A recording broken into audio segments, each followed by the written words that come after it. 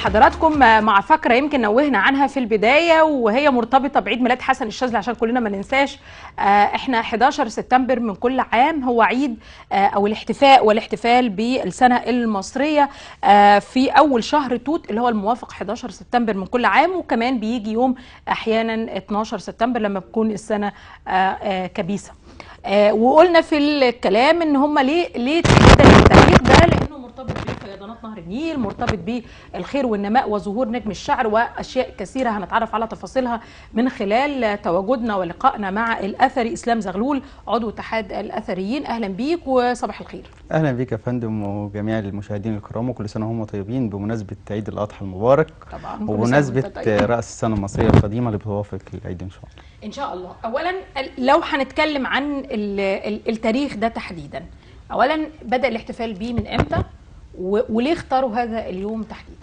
هو المصري القديم حضرتك اول ظهور للسنه او اول اختراع للسنه سنه 4241.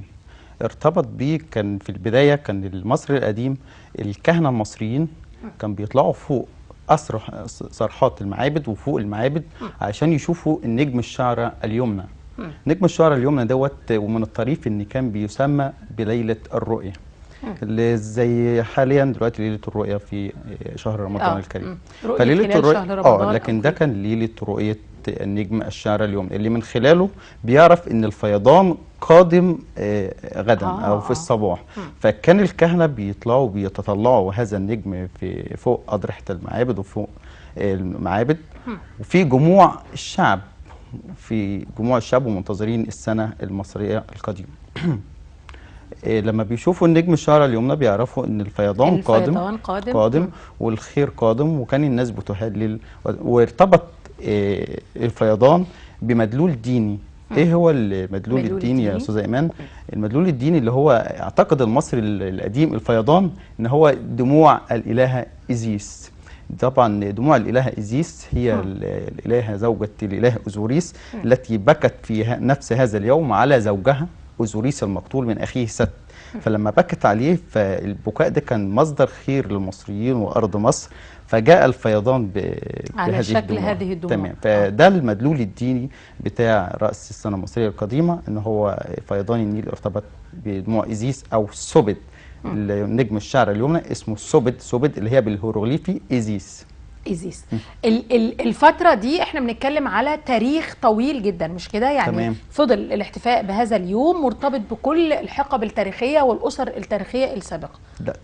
ده أكيد طبعا. حتى التاريخ والسنة المصرية القديمة لما اخترعت استمرت لسنة 238 قاف ميم، ونقصد طبعا قاف ميم قبل الميلاد. تمام.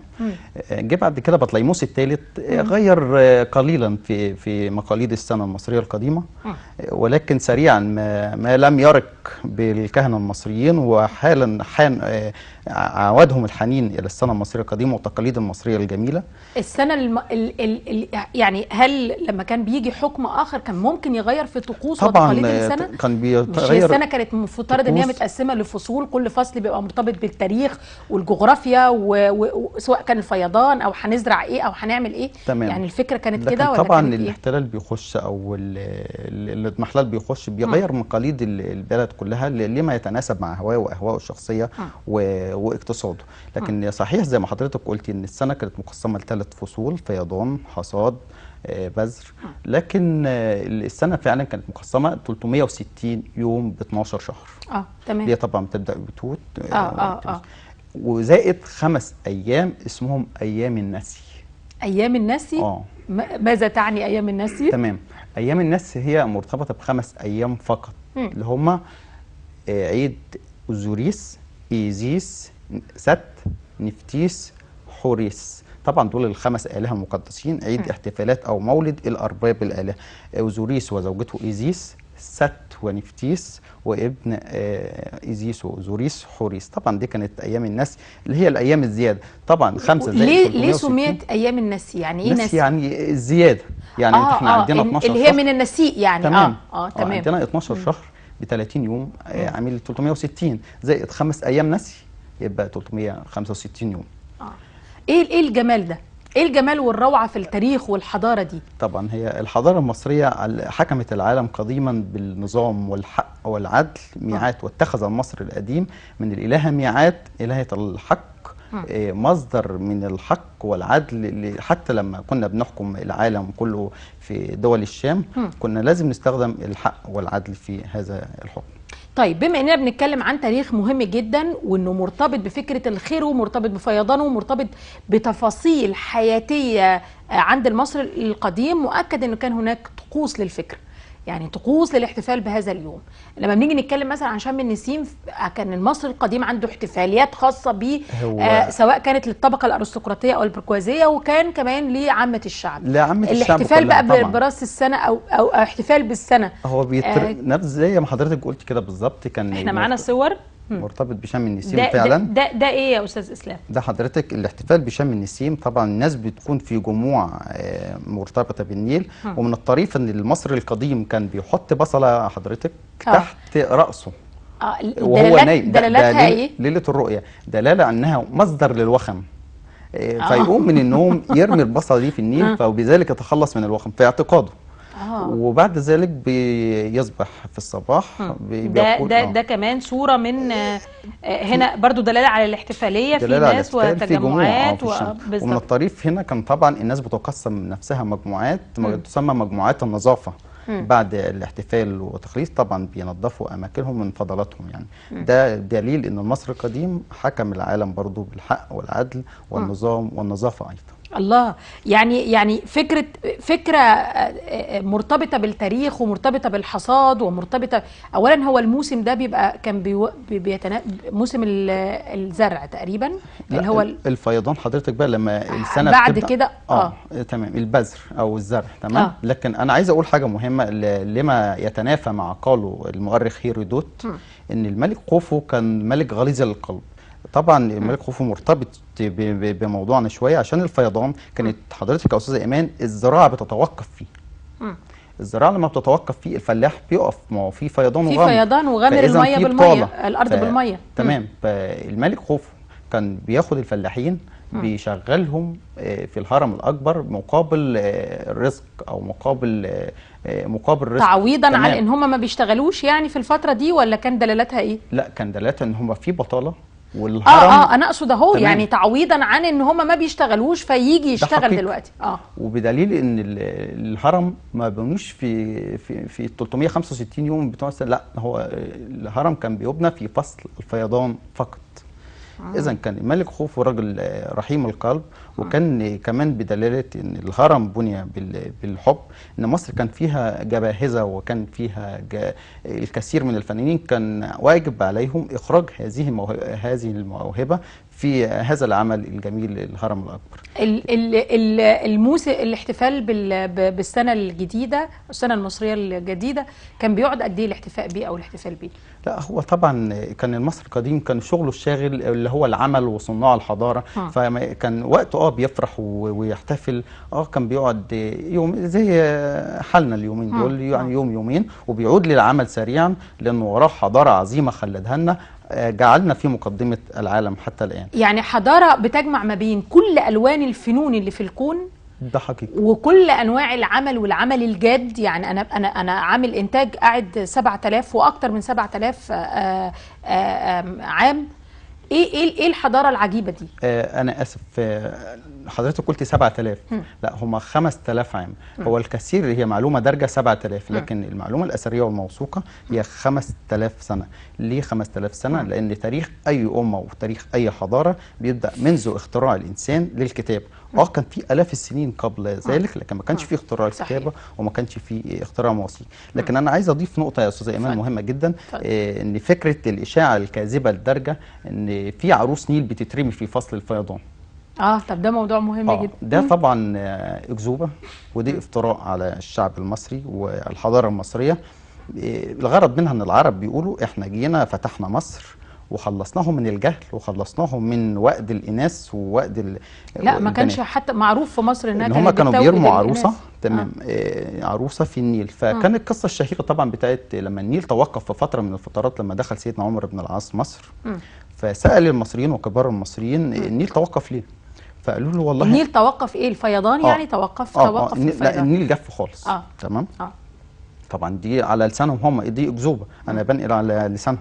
فقالوا له ده احنا المصريين متعودين بيجيبوا فتاه بكر بيلبسوها ذهبيات وصيغه ويلقوها في النيل كقربان للنيل، ثم بعد ذلك النيل يجري. فبعت سيدنا عمر بن العاص للخليفه عمر بن الخطاب، بعت لعمر بن الخطاب هذا. فعمر بن الخطاب كتب مكتوب قال له ان كنت بتجري بامرك فقف، وان كنت تجري بامر الله فسر ولا تقف. فبعت الرساله لسيدنا عمر بن العاص وبالفعل رماه للنيل والنيل جري. ده على حد قوله. انا بقول من خلال البرنامج الجميل دوت، انا بقول الاكذوبه دي ارجوكم مش ترددوها، ما فيش اي مواثيق. انا لما اقول مواثيق او احتفال براس السنه المصريه القديمه، ايه مدلولك؟ مدلولي هو الممر العلوي للهرم الملك وناس او ونيس، ملك ونيس الاسره الخمسه. طيب ايه مدلولك يا استاذ بتاع اللي انت بتقول لي ان في فعلا سيدنا عمر بن العاص جاب قصه؟ لا، دي الغرض منها التقليل من شان الحضاره المصريه وملوك مصر القديم. لكن طبعا ما فيش اي احنا مصادر التاريخ، هو كل تاريخ الامم عنده مجموعه من التفاصيل، لان احنا كمان فكرة التصديق أو الكلام الموثوق جدا أو المواثيق أو المنشورات، لما أنا حاجة أتكلم عن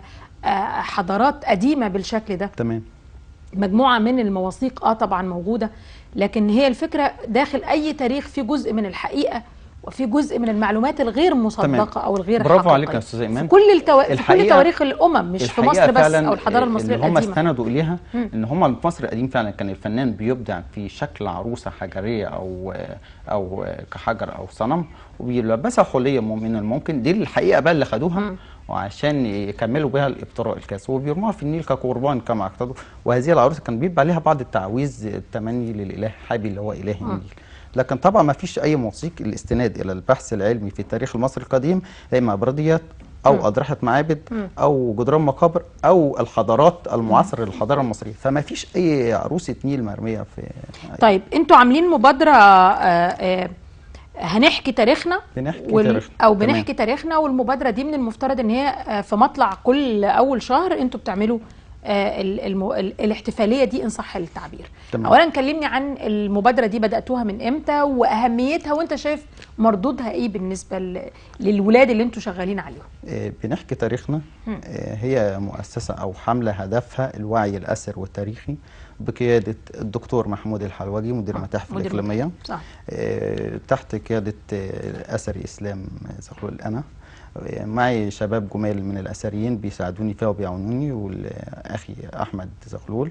طبعا الحمله ديت غرضها نشر الوعي الاثري بين المواطن المحروم من الحس الاثري، المثقفين. طبعا المثقفين مطلوب جدا نعرفهم الوعي الاثري، عشان في كثير من المثقفين يغيب عنهم الوعي الأثري. كل الناس، حتى المثقفين المفترض مثقف يعني ملم بجزء كبير جدا من كل الوان الثقافات وكل الوان الفنون. ده حقيقي. لكن انا كمان مهم جدا رجل الشارع العادي انا افهمه يعني ده ايه وده ايه وده ايه، والحكايه تبقى بصوره مبسطه وشكلها كويس علشان يفهم. ولو في شوارع يقع فيها مناطق اثريه، ما هو ده مهم ده جدا. ان هو في اكيد في الصور عند حضرتكم برضه. احنا هنعرض، احنا معانا صور. بننزل الملاجئ وبننزل دور الايتام وبننزل فعلا ديت. انا في الاحتفاليه السنه اللي فاتت وانا مع مدارس خاصه بشرح ليهم في وعي اثري بالمتحف المصري. تمام. كان طلبه جدا رائعين، وايضا ديت جمعيه كان برئاسه الدكتور محمود الحلوجي برضه وانا معاهم.